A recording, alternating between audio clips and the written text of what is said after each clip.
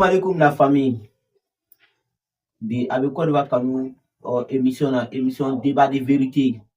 Yoko émission de farafina kono bi oni ko va yorobe. Bi invité beleba do va mono mo muté mo duguni ko va kanu plateau sans fin.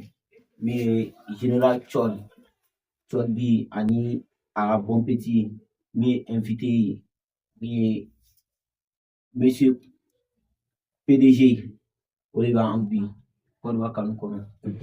Ola la famille PDG Cheba de Chem réseaux sociaux sans faire a Joro Kabu réseaux sociaux sans faire kerengene la TikTok kan wake kungo la wake kono ni ko baba be passé wake kono akachala fait PDG dabala et puis PDG de kuma do for réseaux sans faire kuma to ka bu haklima mais anaka dalu be no ngolo ola mo ba mambolo oye Chol ani PDG mais bi alhamdulillah rabbil alamin carte d'invitation en soro mi kotigi ani Chol bi olu ya brade fe bam mina ke boake ya brade fe beleba mina ke boake kono o brade fe le beni brade fe mina ke brade fe premier mi mangan kala reso ka di brade fe bei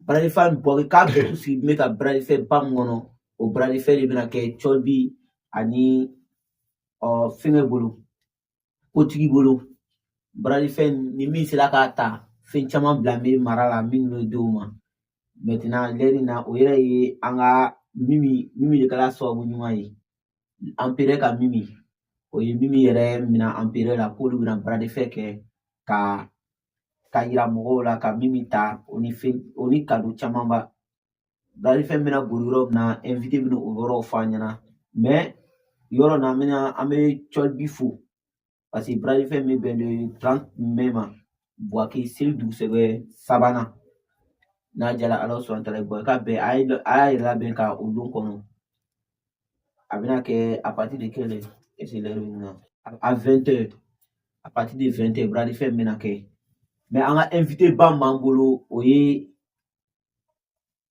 fingay monsieur PDG ni avec ko PDG boaki kono PDG te mo do ni TikTok ça fait PDG be boaki population dado kuma chamana et puis abanda go kuma chamana Chesli ball akolu le ke kasro ka CMB là amena onininga togo la ono jangla mon frère ça va ouais bienvenue mon frère ça va cocaïno alan kira kandeme ok ouais mon frère togo bon ici monsieur PDG du Boaké mais c'est la chaîne à nos c'est pas bon dina muso check quoi la fata en bébé bon micro passé le général Chol de Bengis ouais général 5 étoiles ouais les bandits de Bazin Kuro Boaké Chetine Sanfé ah Dieu merci aussi c'est vrai ame meilleur vendeur de bazin amolu le bolo bi ko chama me na teme yoko amena ko chama ba fam ay jenga video partager amena kuna fon chama ba son PDG la mo be PDG to mena obi mo ba ila réseau kan mais mo ne be amena fam ko wa kanu sans fin parce que PDG chesir no yi to kan bi adabe kuma chama na ka ko chama ba ke PDG yere nee c'est vrai ok problème tala PDG ouais nee bon anga jatemina ok mune ki do TikTok la ta ke vidéo que la TikTok il a des zones mensuro quand il est TikTok ça fait bon en fait que il y a que son jalani bon ne veut tout TikTok en maintenant classe le Boaké j'avais pas TikTok il y avait pas TikTok même il y avait pas TikTok il n'avait jamais un niveau quand faut moi TikTok ça fait juste quand on Boaké défend na tabu kam moi de Boaké mais continue ni ga coach so bi ma bla réseau bon mi la motiver ka le réseau re kan les modèles moi si quelqu'un qui moi j'aime konya ni ga dimi recherche moi j'aime les recherches bi fara ne filɛ ko ɲɛnabɔ fara n ka diinɛ ko ɲagami fara n ka diinɛ parce que ne ye mɔgɔ min ye o tant que i ko k'i le de le ye ne fana ye ne de ye puis ne ye mɔgɔ min Buwake kanu bɛ n na Buwake kanu bɛ n na tout n y'a effort bɛɛ ye Buwake kanu bɛ n na voilà n ka ko caman kɛ TikTok kan caman yɛrɛ mais par fini que n nana bɛn Buwake sujet kan lo min dala don TikTok kan o lo min kɛla sujet dɔ kan on était dans un panel c'était en 2023 si je pense 23 comme ça il y avait un panel l'autre signé entre Buwake et Abidjan tu vois entre Buwake Abidjan tu m'as de Paris avec son premier compte au blonné au début tu veux Buwake dossier quand il n'y avait pas quelqu'un à la défense qui tu vois c'est le jour là il y a la panel quand on a discuté on a quand je suis descendu j'ai décidé de faire une vidéo défendre sur la situation défendre Buwake on vidéo a vu quelque chose c'est la première page et moi commence là à kiffer et tout voilà jusqu'à bon on peut dire aujourd'hui que on s'est là bien ça c'est vrai voilà on a affronté mais an ka jateminɛ kɛ i ni Sila le français tun bɛ baara kɛ ɲɔgɔn fɛ avant ouais très bien i ni ale tun bɛ yara ka tourner caman kɛ ɲɔgɔn fɛ mais an nana ye kɔsan na i ni Sila le français tɛ yara ɲɔgɔn fɛ bon a ka baara fanga ma bɔ ɲɔgɔn fɛ bon mun de nana ko tɔgɔ ye ele ko tile sa ko baara mɔgɔ ni mɔgɔ bɛ baara kɛ a bɛ baara kɛ ko dɔ de kama ni a ka baara kɛ an ka baara de kɛ baara intérêt tun t'a la intérêt de bɛ kɛ an ka baara kɛ baara de b'a la an ka baara kɛ baara de kɛla ɲɔgɔn cɛ baara banna c'est tout Sila c'est comme un petit comme un petit frère pour moi parce que Sila au fait que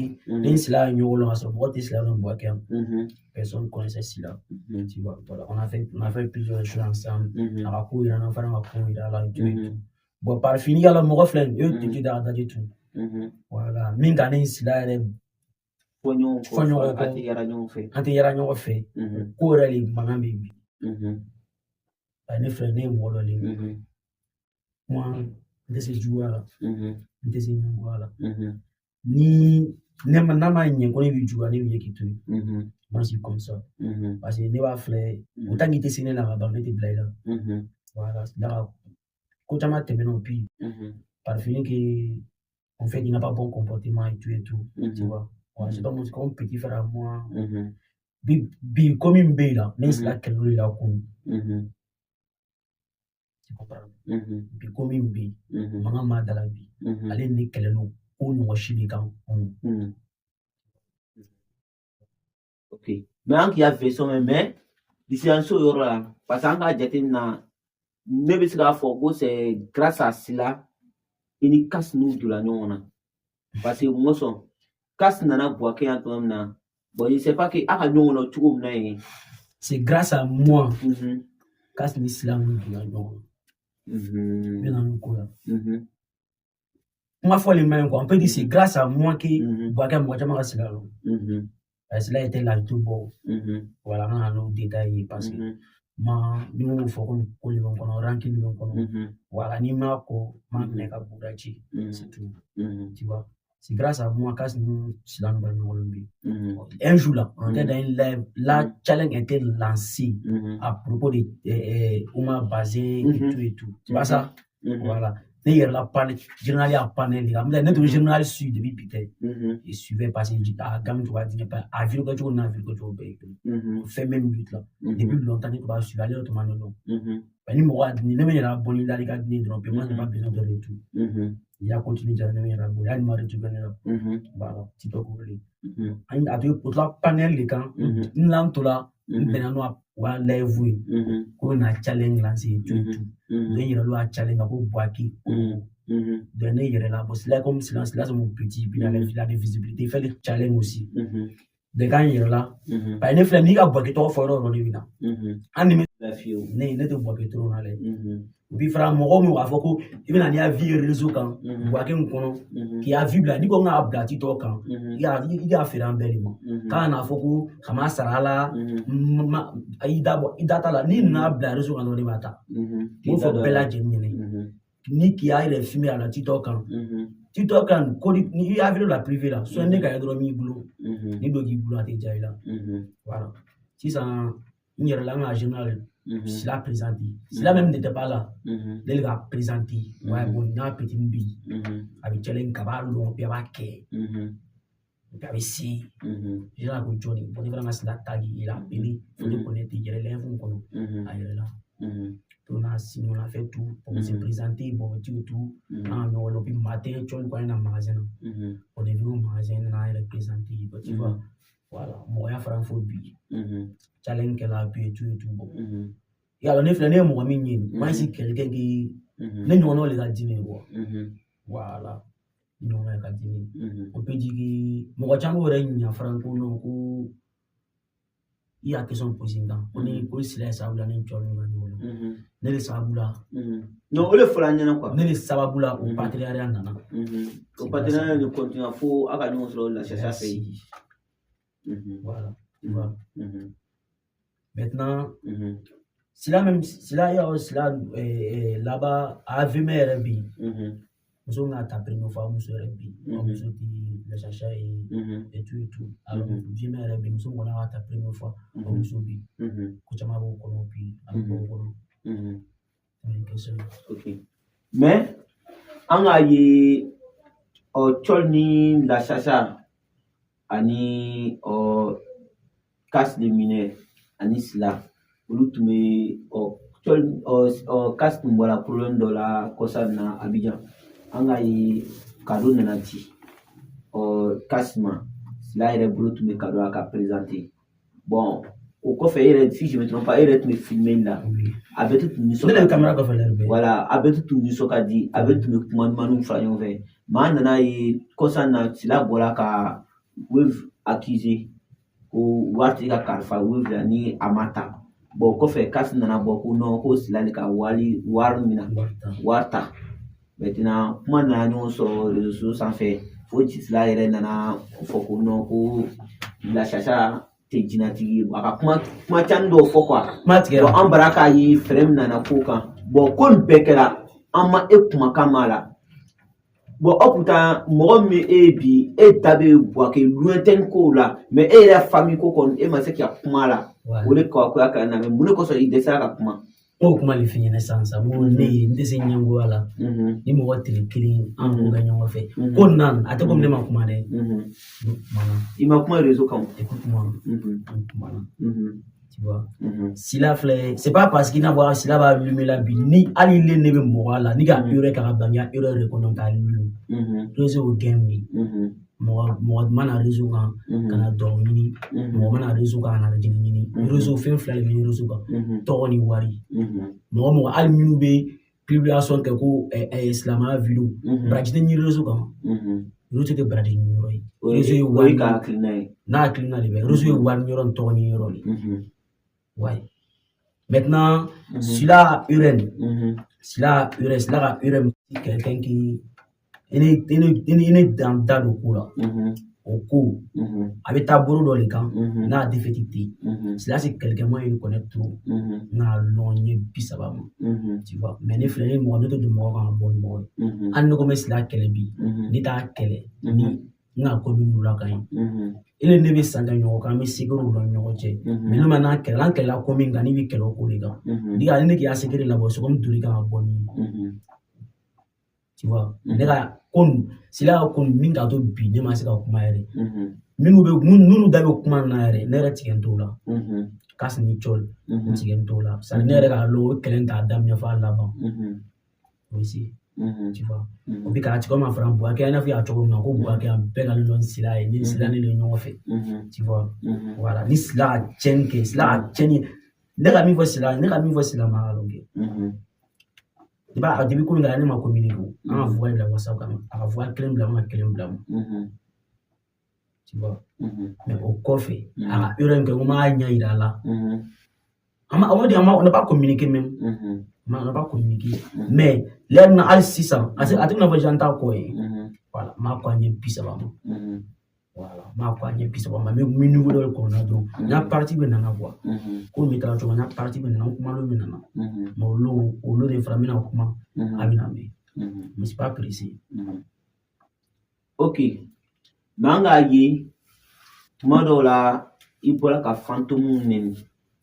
Ni fantôme do vinyona. Bon, kon sera casse les soya. Mais voilà ka fantôme neni ke ka nyada tuuntu.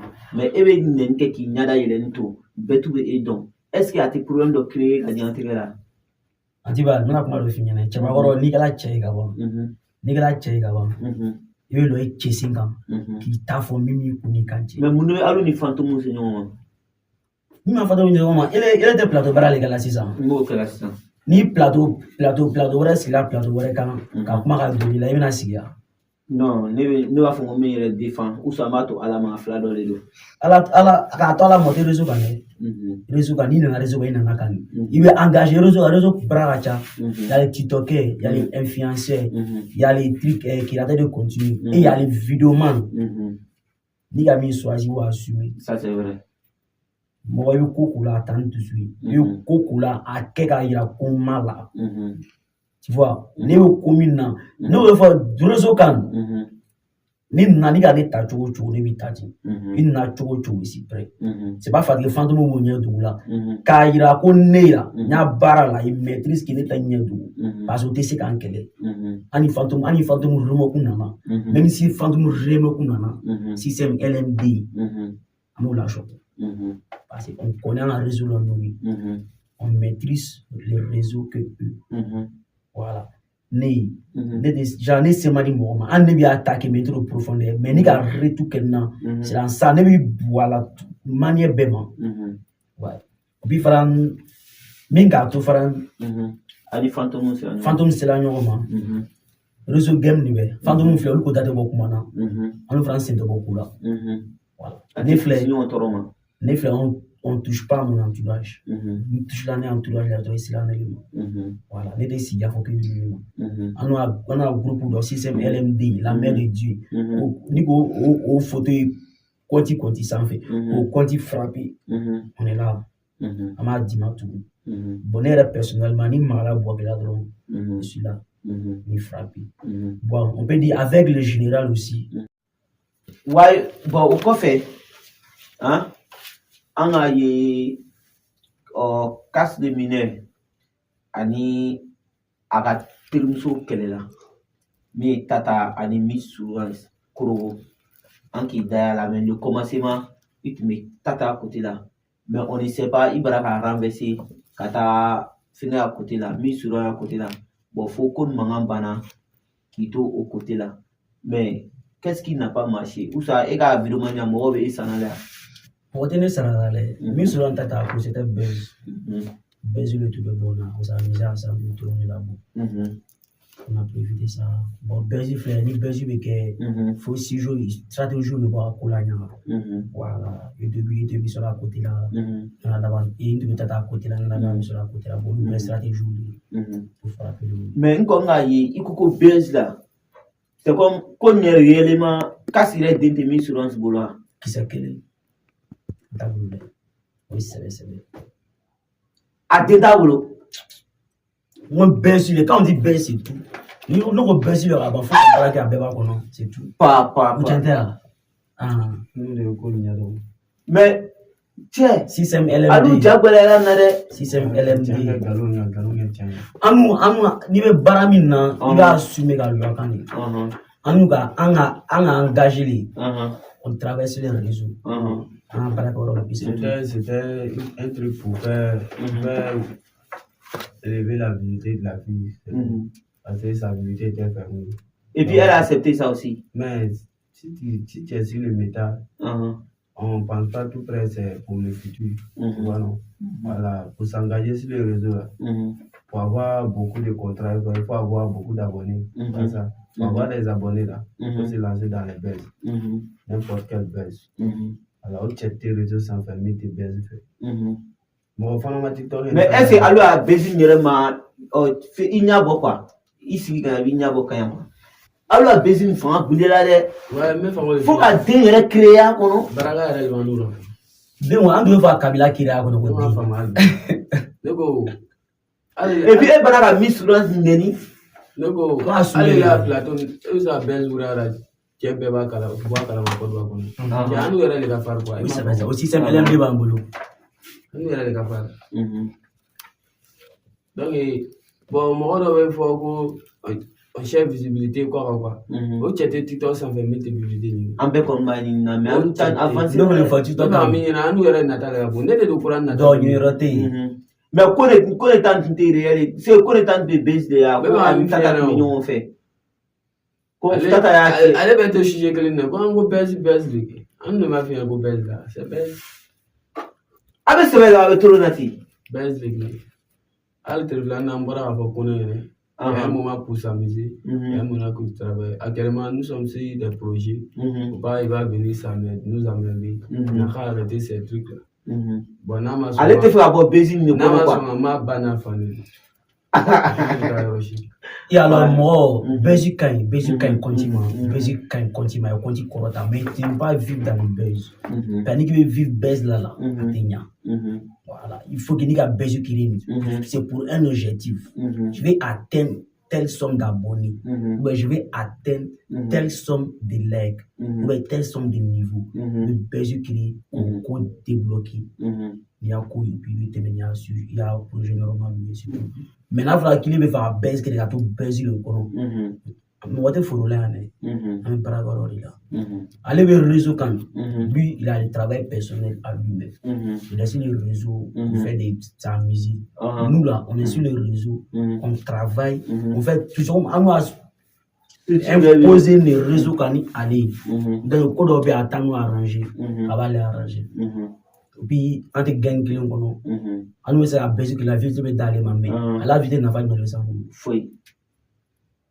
voilà que des business merci bon ok amena progresser donne on a yé boire que les mono ya hein ouais on choko ya kele la ikita do la ikoko boy côté ça farani ou ça kunu va foni quoi foni bon kuma to lance la kasi yo chamana ouais mais muni ki dase choko ko kele la e choko do ya non ne ka mi fa kuma da no ma ne ko dili ngo na stratégie choko akula moi pas ne te choko mais autant que Nico Boaké le PDG B quand il dit Boaké là les B mais au lieu à faire tunte kata porter nyama le faire atita porter nyama fele ni Boaké to oro nyuma no juma ni Boaké to oro be nai ne ko Boaké le im no fla ni nyene mais tu la comment faut est-ce qu'à comment tous les fois ko choko beta kitron kata photo ta bon la main exemple Boaké en plateau kacha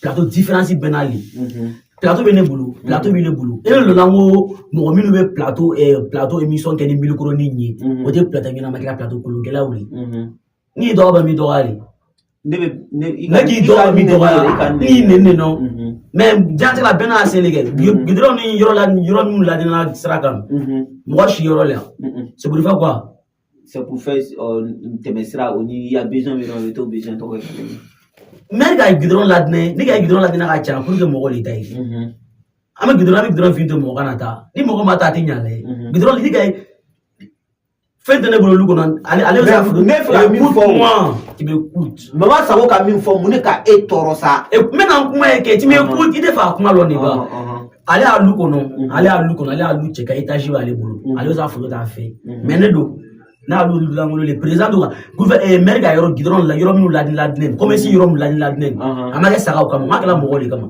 aita lo a snappi aita lo ka photo ta tembo na borongo ka ya ko ni be Boaké na ma fi me ga do ma go ay Boaké ni be mo talo ama de sabe ka ta do ay mo bo beni dans roli les gens mi meta mo les gens bena appeler 15 000 20 000 Benata Taroli, Diantica Moka Benisili, ni temini Danke Dantoni, Sebeli, dans Benasili. Aïe, j'ai la iron partage. Mi Sebaye, Alebulike, Diare Escalade, Burmadou rete Yokan. Nafla ko ni Jati Selma, ni Danga Bingo. Oyo Koware, Dadamadu Mignoni, Nika Shinogash, Original Bo, Ka Dubai Bo, Ka Shindog Bo, Wago Dianke Escalade, Aminyoni. Il veut dire ça, il y a un fan, il est content. C'est long, il a fait, c'est long. Donc, il doit s'appeler un fan. Content. Bodo a Sylvain, il est belé à l'ougon fan. Donc, il a l'ougon fan, mais belé à barre fan. Donc, il met si bien où le faudra. Il veut se faire coquer à Genge, à quelqu'un qui est Wassou.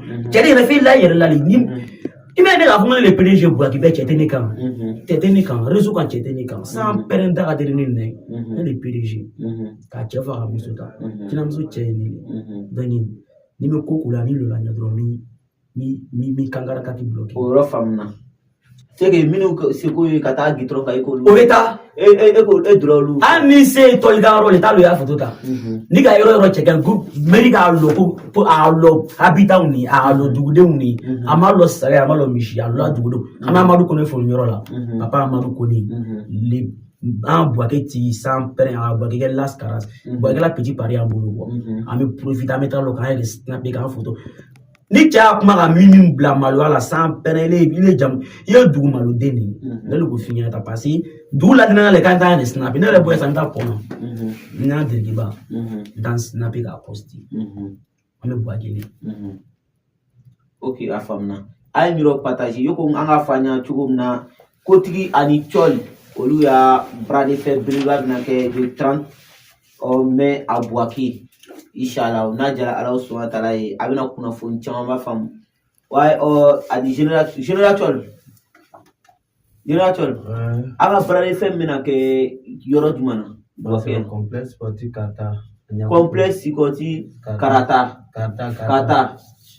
CSK Anyakukro Gongreville là à partir de quelle heure comme ça à partir de 20h c'est aïe près là pour avoir un tagnon boulot là bon c'est nous on va participer mais il y a plusieurs participants parce que nous sommes connus sur les réseaux bon on a mis notre des photos sinon affiche bien faire à télé ça serait bien une surcharge voilà donc on va se retrouver là-bas inchallah c'est que tu as le fait qu'à fort en yana ko Boake brade fait que là minu be chesri ke boake kono olu be bina ke kene kan olu be la teme d'ici finalité mo fla de ce kana tchumna ouais c'est un projet que j'ai mis en place parce que le bras de fer c'est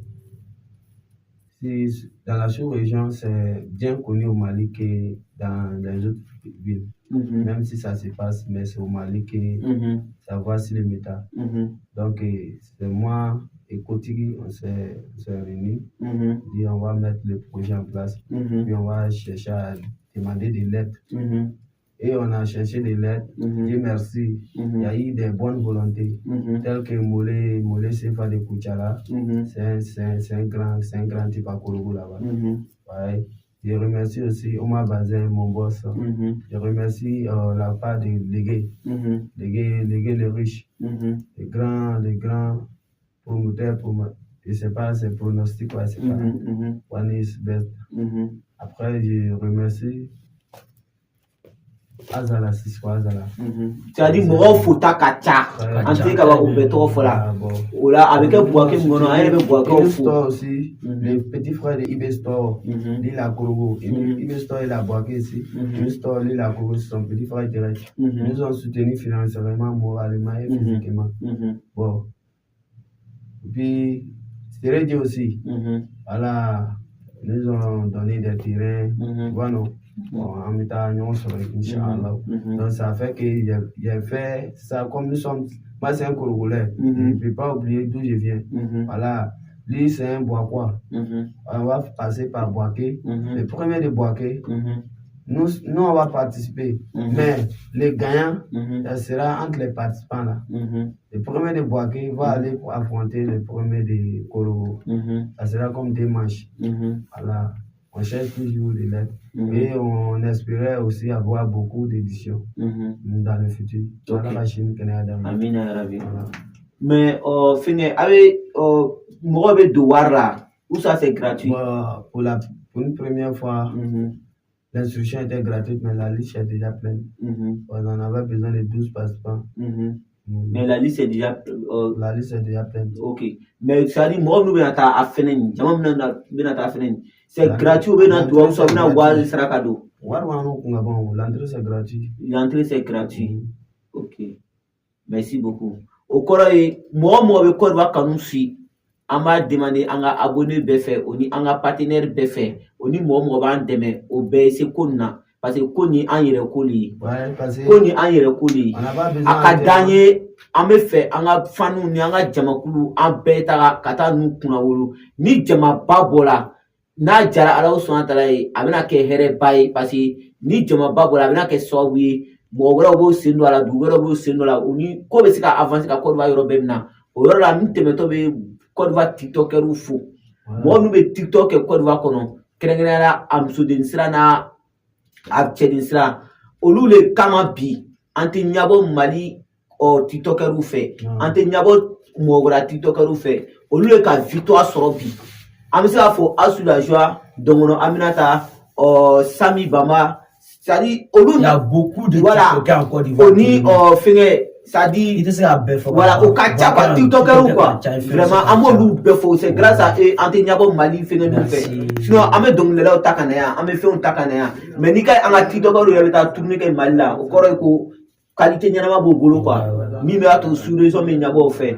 Kerengene ala ama androm so nyman foya. Mi ren 12 ani anga bilebele clica soso. Voilà, ame olu foya, on a nous na chama. Ouais, ame so rat meni kumai. Mon frère, il a kuma chama fort. Me fait choko cela au kanti. OK. Bon, comme il demandé fait, mais l'erina, est-ce que Akadi Ebi, cela ni casse le minet au boulot, le nion au boulot, Kata la chacha fait qu'à qu'elle la chacha yoa. Kata la chacha la promotion qu'elle a, Dinati Yakunka. Est-ce que Okadi oh, il y aura baby do, il y aura mini taki do it beau. Voilà. Cela, faut tout à l'heure, en tout cas, Koubeke. Mais alors, soin sonné, morté son négocié. Voilà. Faut être où ma chaîne que puis à banara reconnu mon y a coquet il a chenke il est là que si la chaîne que kakla bo en ça aussi ka ali il a fait chouer so on a fait le chouer ka don ou bi ka na lo ka braillement ka jama nyoli la qu'il a chouer en nous là tout coquet on peut dire anti la mais en tout cas la chaque fois même coach amaké on faisait le oui ensemble partenariat oui tu vois ni cela toi tu as la chaîne que en nous ça borage ka tellement en nous tout là cela au temps qu'on y a maïle en peut dans l'achat en peut venir au soleil cela l'achat avoir jouer l'achat du bourg fani cela la mbeli cela l'achat avoir jouer la bourg on pique à banga reconnaître là veut mo dénigrer ka MTN dénigrer car là mou franc dénigrer là il est clean il est doit avoir toi au bien c'est ça on a yé qu'est-ce que toi qui a chopi il est go chopi maintenant il banne à reconnaître que làabo qui ganga bagé il veut ganga bagé qui amno les miné il ganga bagé qui amno des choli mafti l'achat minga c'est là le système LMD ça dit ni gogo ni fa nyina mene il y a plusieurs manières de tuer des tuer un souris ni nyina bi abona yo fa mene amaski bubura ko iba ne na bina le classe là c'est là il a ka fa ko aller se kolali il est bokli l'achat mo mingi l'état en charge qui nourrit qui ko qui nya ke propre et nous la mo avoir joué il m'a dit que la mo dar il est bokli la mo menacer ou de dynamique l'achat c'est raison avoir beaucoup l'achat de dynamique il est là mo na ja mo frère ni a pour le fond quand il y a pour photo ko ani cela a mis nous fort tientel ça tientel a fanya netke mais an no kala ayo tout monde a focal le bodun ka l'achat de parce il a prota pour on y va la mo ma ganyo wote aka ni bay na fa ko binna ganyo wote c'est comme il est qui mo la mo le ba ga fitrima wale o c'est que o mo fitrima wale fitrima no le fo mo ni le ne be sera kele mais ko ko temna no wote ni sera fo mais ja c'est que ole amo clé la bio parce que ni a jate na ame exemple ta belebele de la mi zigla de zigri solo ay kuma be fo ay drama ya mais bi an nana yi ale re na ka mo le ko ay dra korma te ay dra merci dia benyana bi voilà o fitrima wali ali ni mo ko fo ko fitrima wali apa ingratia même ni mo ni ma tere kele kana blala Allah akbar billahi wallahi ni mo ni de mo na ma ele ne be rezuga ne te nyuma ke rezuga ne an ko mi ira banen na tuma do la mais est ce la point fo o bonya ne ni tulana siswa ko mo le fa ne fasi chamani parce que me an ko lo na ko ga chokolo me nyelo lo fara ni ko da ke se afo ko bon ko na ja na ke la lo male ko ben te nyelo lo ale ke na ke ko ngama ngalo ni mo ga ese ga bi redresse bana ata ku sila ka wari shwe sila wula ne ga sila wula tere kelen complet ama teme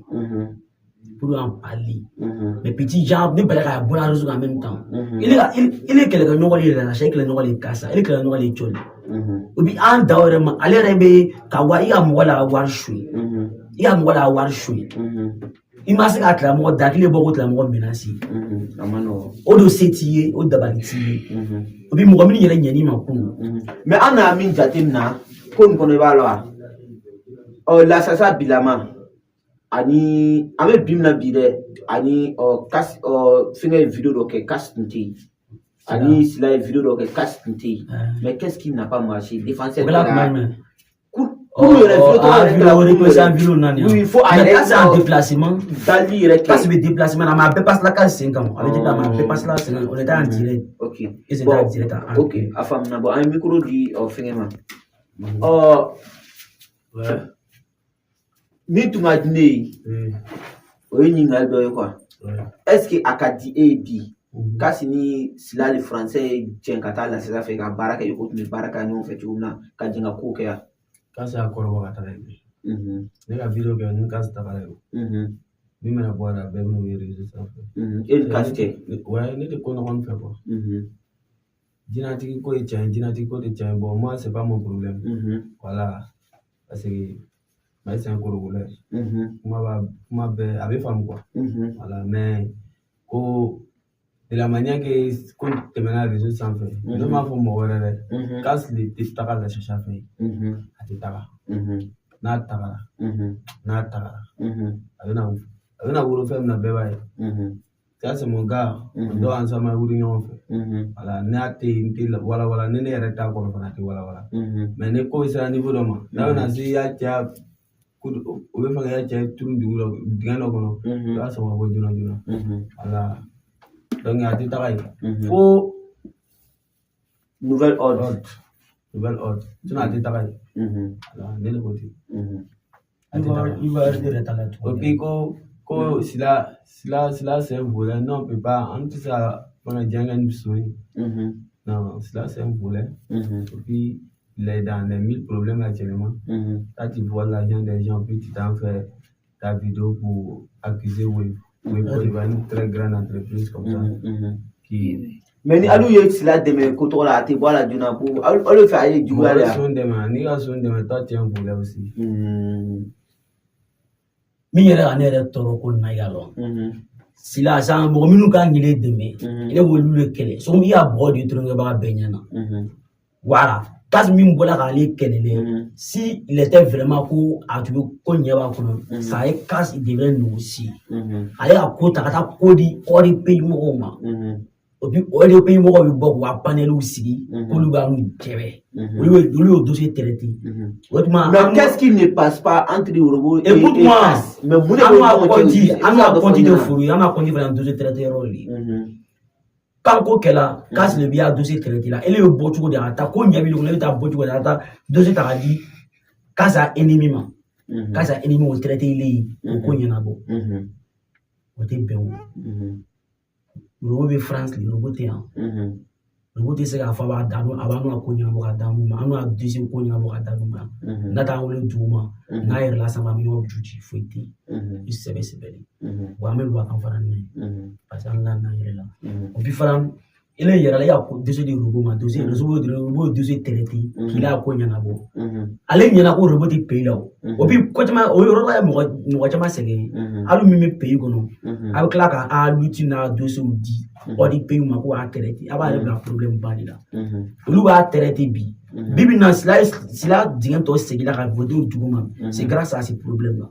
Allez, à 2 heures, vraiment. Tout le monde a traité dans sa Roma. Allez, puis je connais plus. Depuis que dans la vie de nous, on cassé. Ah, ne les gâta. N'a chouin. Tu as volé. Tout le monde sait que tu as volé. Et où, comment tu as volé là? Qui est bois qui veut l'outil. Mais avant, il faut pas bamso t'avais comme on va fouiller. Ah, bamso du métal. Quand bamso la cherche. Ah, bamso du métal. Là, bamso du métal. La chère avocat les donner. La mono. En aura la chère la lit. En bébé la tourne en bébé à trop canicam. En bébé au cancel nicam. En bébé au cancel nicam. La chère toi en gili avec cocani. C'est une femme. Puis madame n'a bamso. Dit mes premiers là et enfin. Nous sommes là, nous sommes fait premier maman Fatim. Il faut ne faire si gros. Là à quoi tu vas rôler là? À du coup bec au rôler là. La chère fait il y a moi. Jigi le kai quoi la cha na ma jigi le ka kai jigi sababu nyuma ki deme ko la fa na ke balmani denyai kana ke ko yere fu la cha la ka la ni la cha sila ko na to ça cha no fait passer là en bec le la cha ça ati en bella tu vois. Merci beaucoup.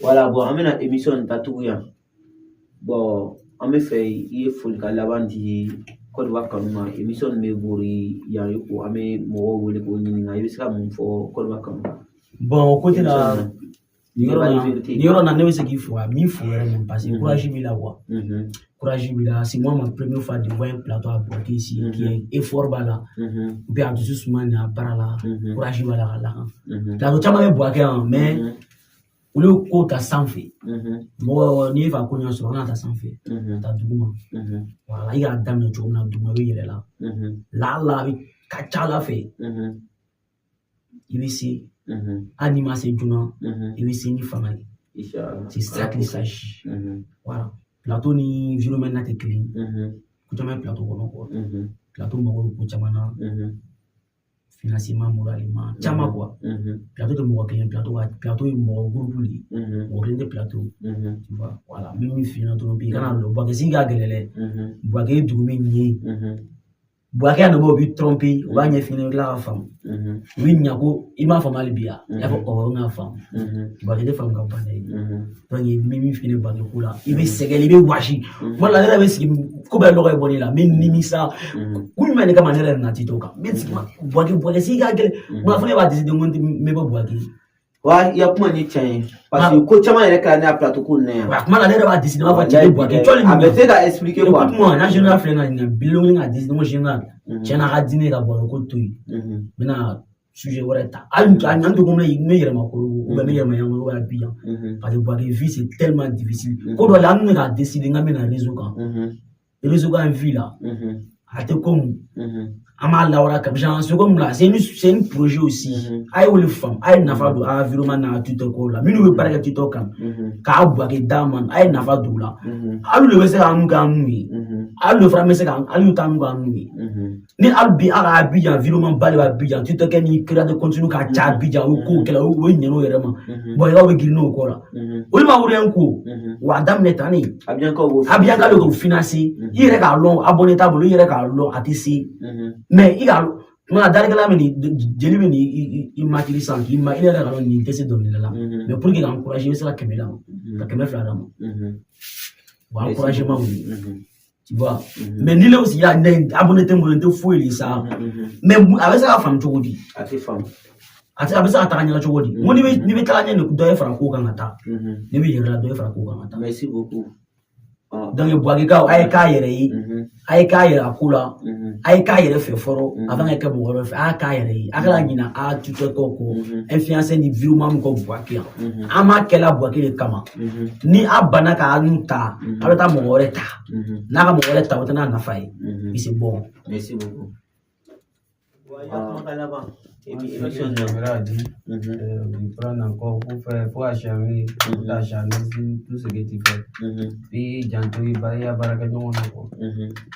ni jantiya baraka ɲɔgɔn na patron caman de bɛ yen bi u bɛ planiw fara ɲɔgɔn kan ni wari sɔrɔla ni baara nafa sɔrɔla o kura kan donc i b'i janto o côté la parce que fɛn bɛɛ bɛ dɛsɛ baraka la fo tɔɲɔ voilà ni ka mɔgɔ tɔɲɔ i tɛ taga ɲɛ hali n'a sɔrɔ i bɛ sɔmi la u b'i lajigin mɔgɔ tɔɲɔ de bɛ se k'ale kɛ hakɛ de bɛ se k'ale kɛ donc hali ni baraka b'i kɔ togo togo ni baraka tɛ i tɛ se ka réaliser ka se niveau ma i b'i janto i baara kɛ ɲɔgɔn na ne bɛ se k'o dɔrɔn de f'i ɲɛna kana mɔgɔ tɔɲɔ parce que ne tɛ mɔgɔ tɔɲɔ. Merci beaucoup Alan Krakandeme. Merci émission datuguya a ka d'an ye Ivoirien a ye a bila kunkolo la baraji fɛn belebeleba min bɛna kɛ Buwake baraji fɛn bɛɛ bɛna kɛ kɛnɛ kan i mako bɛ Buwake tiktokɛri la olu bɛɛ tun bɛna ko kɛnɛ kan o ni Buwake ka den bɛɛ kotigi ni général Chol sɛgɛn Korogo ni Buwake de bɛna kari ɲɔgɔn na bon ko nana ni Ampere Mimiya ko ye maintenant ni mɔgɔ minnu yɛrɛ fɛ ka Mimi yɛrɛ ni Ampere kɛnɛ kan a bɛna se o yɔrɔ tɔgɔ la complexe o de bɛ nɔ